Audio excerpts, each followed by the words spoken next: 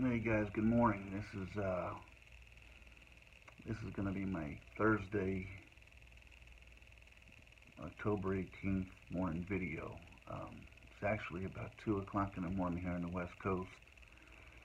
Um, I haven't been sleeping much.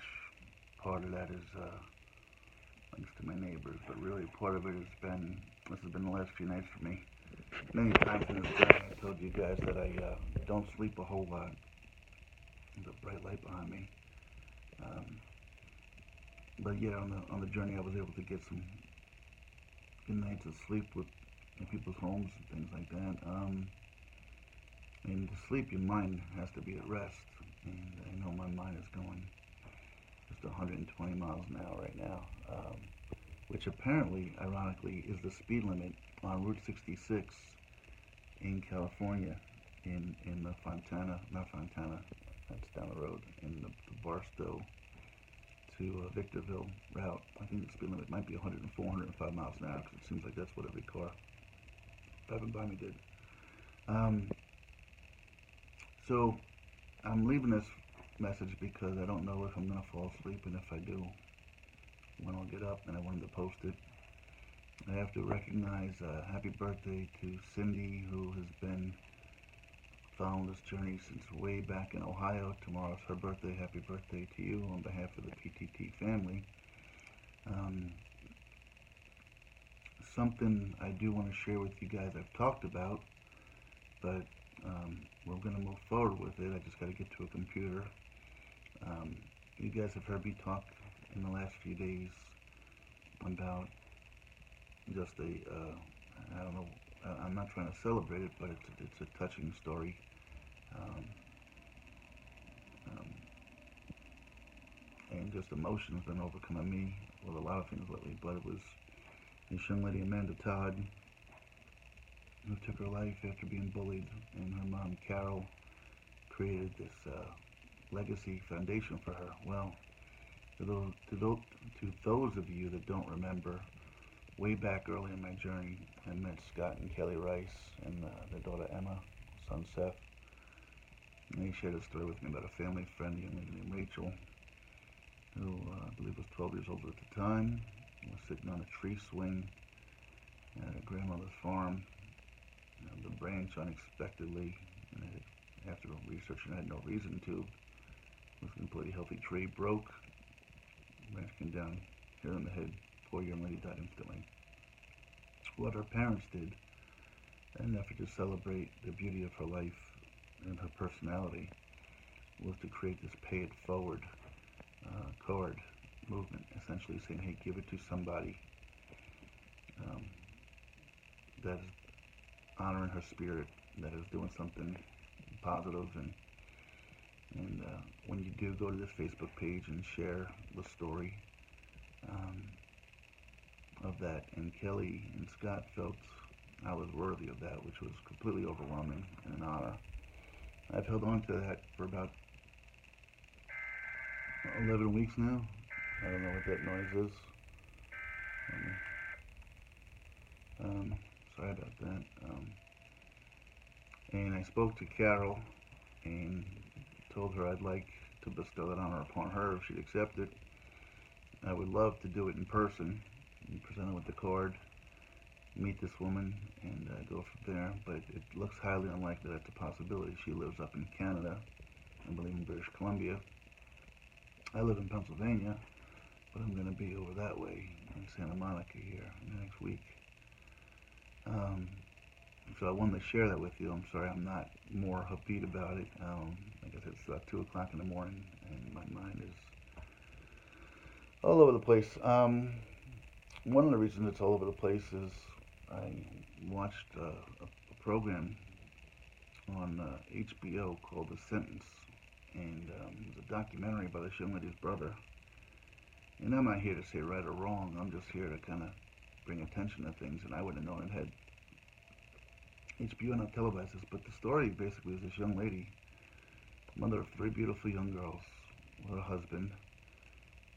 And one day the police show up at her door, and she opened the door because way back in the day, I guess she lied about her boyfriend's I want to say drug dealing, drug possession, drug dealing. But our government, our laws are set up such that they have these mandatory minimums.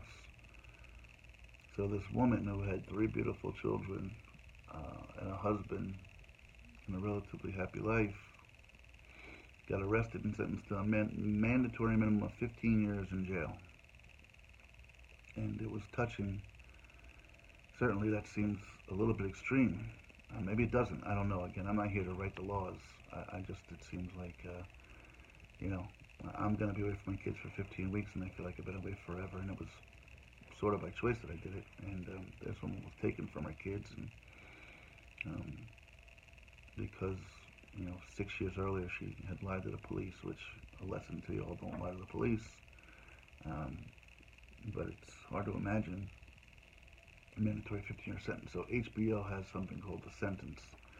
I highly encourage you to watch it. A couple of things that I thought that I took from it, and I got into it later, was her brother's willingness to document this for her children, watching his kids grow up from 6 years old to 13 years old, the one young lady, and realize how much they missed of each other.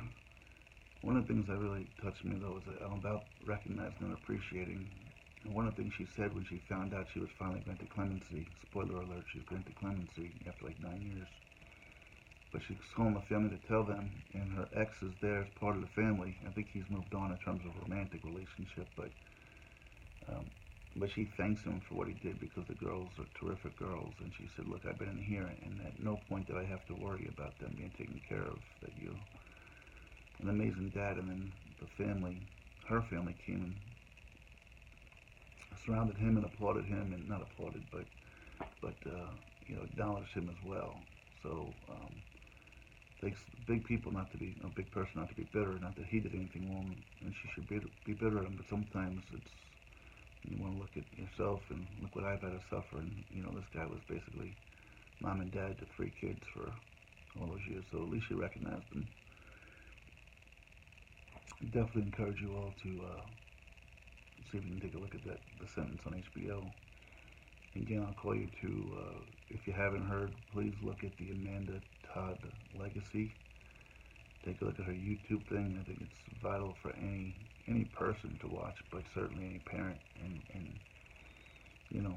child that's going to be getting into their junior high school years, where there's other people around, there's social stigmas. You want to be with the popular kids. You want to do this. You want to do that. There's bullying. Kids bullied by nature, not necessarily as vindictive as this, but in every facet. I mean, kids tease and pick on, and it's just a lesson to be learned. And then lastly, I've got my own dilemmas running through my head here tonight, with some things that I've got to kind of calculate. So it's 2 o'clock in the morning, maybe even a little bit later now. Thursday morning, technically. I did confirm at the Ben Maller show on Fox Sports Radio that I will be stopping by the studio to visit with them next 25th. Spoke with the producer and Koopaloop, and that's kind of exciting for me to meet these guys I've listened to for so long. And I'm going to reach out to, like I said, I have this kind of little core group of folks that have been instrumental with helping me as I'm out there walking to gather information from me and do what they can do or spread the word. And I think I'm going to reach out to them early in the morning to pick their brain and see what we can come up with. Because I have, I don't want to say a strategy, but there's some challenges ahead. These are the things we can't really predict or plan for when you plan in 15 weeks in advance. And it'll just be part of the story and part of the book. No reason to get you guys involved or alerted just yet, but I'm going to reach out to a handful of people because sometimes my thoughts aren't always the most sensible, or somebody can come up with something that says, hey, how about this or what about that? So So I'm going to share with you guys for tonight, tomorrow, or today when you watch this.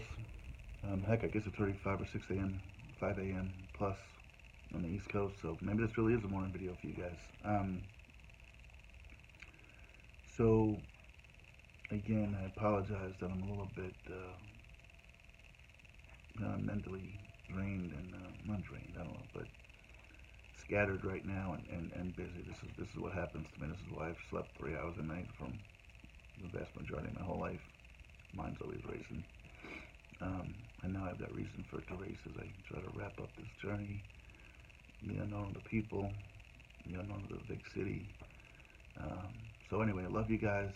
Carol Ann and Grace, have yourselves a great day at school if you see this. If not, I'll talk to you when you get home. I love you guys. Thanks all for following, supporting, and the positive words of encouragement to those that have reached out to me in the last 24 hours to offer thoughts, suggestions. I greatly appreciate that. So I'm going to let you guys go. Um, like I said, I know at some point if I'm going to be heading to today, I guess it is today, the town I have in mind of getting to, although I'm a little bit ahead of where I'm at, so I don't really have a good, I have to get this far. Kind of mental aspect is a town called Cajon Junction. It's up in the mountains. There's a little bit of commerce up there. There's a little bit of commerce leaving Victorville. Then I got to take the highway up to the mountains. Not the big mountains, but mountains. And not much up there though. I don't know what's up there in terms of town to meet people to possibly stay somewhere. And I believe there's only one motel or something up that way. So not really sure about what time I'm going to be, if I get to sleep at all. When obviously I'm not going to be able to go straight through to Cajon Junction and walk 22 miles down there and spend 9 hours and get there at 5 o'clock on no sleep. So I'm going to figure out something here shortly.